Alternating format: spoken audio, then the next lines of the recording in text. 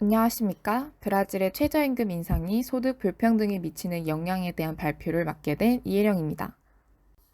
이번 발표는 다음의 순서로 진행됩니다. 첫째로 연구의 배경과 선행 연구를 소개하고, 두 번째로 변수 선정과 분석 방법, 세 번째로 분석의 결과를 소개하고, 마지막으로 연구의 결론과 한계점을 소개합니다.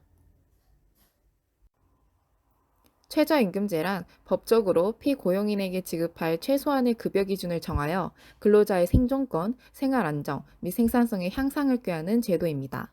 1984년 뉴질랜드에서 처음 시행되었으며 브라질은 1940년, 대한민국은 1986년에 도입하였습니다.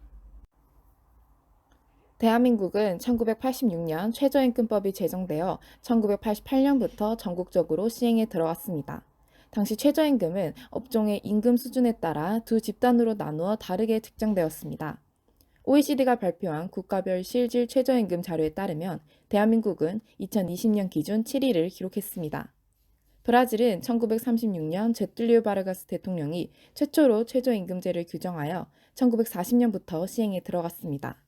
1946년에는 최저임금의 책정 기준이 노동자 1인의 최소 생활비에서 노동자 가족의 최소 생활비로 확대되었고, 1984년에는 그전까지 지역별로 격차가 있던 최저임금이 전국적으로 통합됩니다. 앞서 말씀드린 OECD의 실질 최저임금 자료에서 브라질은 2020년 기준 31위를 기록했습니다.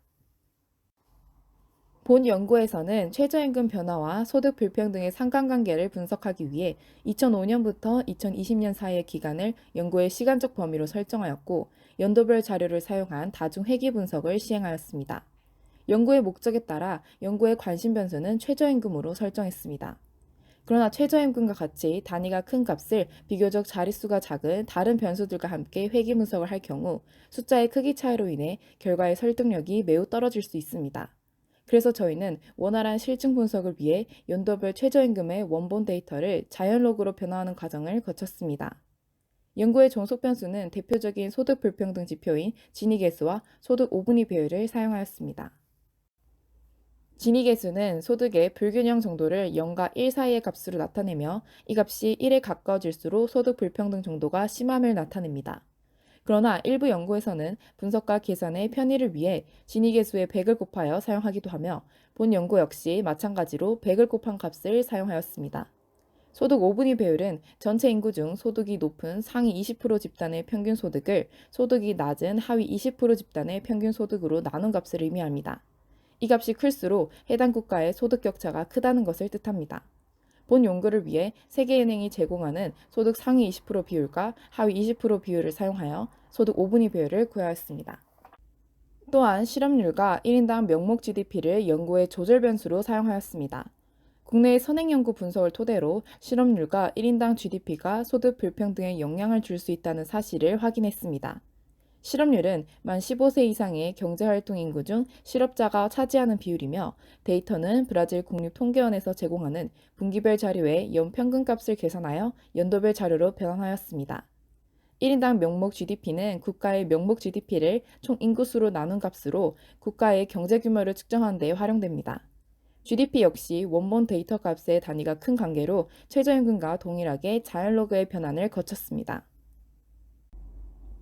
앞서 설정한 변수를 사용하여 두 가지 모형을 설정하였습니다.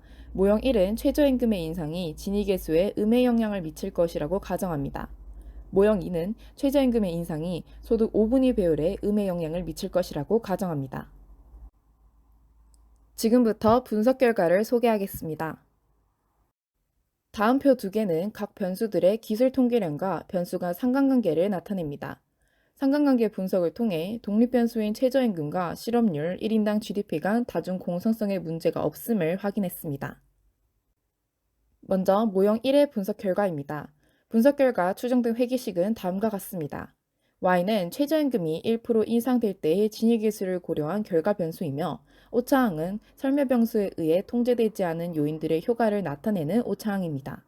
최저임금 인상이 진위계수에 미치는 영향을 살펴보면 최저임금이 1% 인상될 때마다 진위계수가 5.69% 감소하는 것을 알 수 있습니다. 진위계수가 낮아질수록 소득의 분배가 평등하다는 것을 나타내기 때문에 최저임금 인상이 소득 불평등 완화에 유의미한 영향을 준다는 것을 알 수 있습니다. 두 번째로 모형 2의 분석 결과입니다. 분석 결과 추정된 회계식은 다음과 같습니다. Y는 최저임금이 1% 인상될 때의 소득 5분위 배율을 고려한 결과 변수이며 오차항은 설명 변수에 의해 통제되지 않은 요인들의 효과를 나타내는 오차항입니다. 최저임금 인상이 소득 5분위 배율에 미치는 영향을 살펴보면 최저임금이 1% 인상될 때마다 소득 5분위 배율이 약 7.6% 감소하는 것을 확인할 수 있습니다. 소득 5분위 배율이 낮아질수록 고소득 집단과 저소득 집단의 소득 격차가 줄어들기 때문에 모형 1과 마찬가지로 최저임금의 인상이 소득 격차의 완화에 긍정적인 영향을 주었다는 것을 알 수 있습니다. 마지막으로 연구의 의의와 한계를 소개하고 발표를 마치도록 하겠습니다.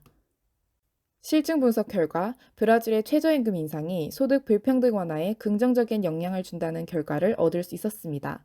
본 연구는 소득 불평등을 구체적으로 분석하기 위해 진위계수만을 분석하는 데 그치지 않고 소득 5분위 배율을 변수로 두어 차별점을 보였으며 소득 격차가 줄어듦을 알 수 있습니다. 하지만 통계적으로 유의한 결과가 도출되었음에도 불구하고 본 연구에는 한계점이 존재합니다.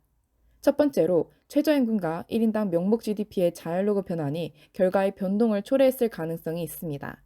로그 변환을 통한 스케일링은 곧 원본 데이터의 성질을 변화시키는 것과 마찬가지이기 때문에 원본 데이터와 다른 결과가 나왔을 가능성이 존재합니다. 두 번째로 모형 1에서 종속 변수로 사용한 진위계수는 국가의 복지 혜택이 주는 소득 불평등 완화 효과를 고려하지 않고 단순히 소득만을 계산에 포함하는 지표입니다. 특히 볼사 파밀리아 등 복지 정책이 잘 구축된 브라질의 경우 진위계수로만 따졌을 때 빈부격차가 실제보다 더욱 과장되어 나타날 수 있습니다. 또한 모형 2에서 사용한 소득 5분위 배율은 상대적 고소득 집단과 상대적 저소득 집단의 소득 격차를 파악하기에는 용이하지만 중간 소득층을 고려하지 않은 지표라는 한계가 존재합니다. 마지막으로 조절 변수로서 사용한 1인당 명목 GDP는 정부에서 지출한 금액과 해외에 거주 중인 내국인의 소득까지 포함하여 계산하기 때문에 소득 불평등과의 상관성을 측정하는 것에 있어서 이러한 요소들이 그 정확도를 떨어뜨릴 수 있습니다. 그러나 앞서 설명한 한계에도 불구하고 통계적으로 유의미한 결과 도출을 통해 최저임금 정책이 소득 불평등에 미치는 영향을 일부분 증명했다는 점에서 의의를 가집니다. 이러한 결과는 브라질의 대표적인 빈민구제 정책이었던 볼사 파밀리아와 그 연장선으로서 작년부터 시행되고 있는 아우실리우 브라질과 더불어 최저임금 정책이 소득 불평등을 완화할 수 있는 새로운 방법이 될 수 있음을 시사합니다. 2020년 기준 브라질의 진위계수는 53.4%였습니다. 이는 브릭스 소속 국가 중 가장 높은 수치였으며 라틴 아메리카 지역에서도 매우 높은 편에 속했습니다. 진위계수의 한계를 감안하더라도 브라질의 소득 불평등은 매우 큰 사회 문제 중 하나입니다. 지속적으로 최저임금을 인상하고 있음에도 불구하고 거듭된 물가 상승과 인플레이션으로 인해 실질적인 최저임금은 여전히 제자리나 다름없습니다. 다가오는 10월에는 브라질 대통령 선거가 예정되어 있습니다. 내수 경제가 악화되고 있는 현 시점에서 임금과 소득 불평등 해소에 대한 공약은 대선 판도에 큰 영향을 미칠 것으로 시사됩니다. 그러나 본 연구와 다수의 선행 연구를 통해 최저임금이 소득 불평등 해소에 긍정적인 영향을 준다는 것이 증명되었음에도 불구하고 실질적인 효과 발휘를 위해서는 물가 상승 억제와 빈민구제를 위한 추가적인 조치와 정책이 함께 시행되어야 할 것입니다. 감사합니다.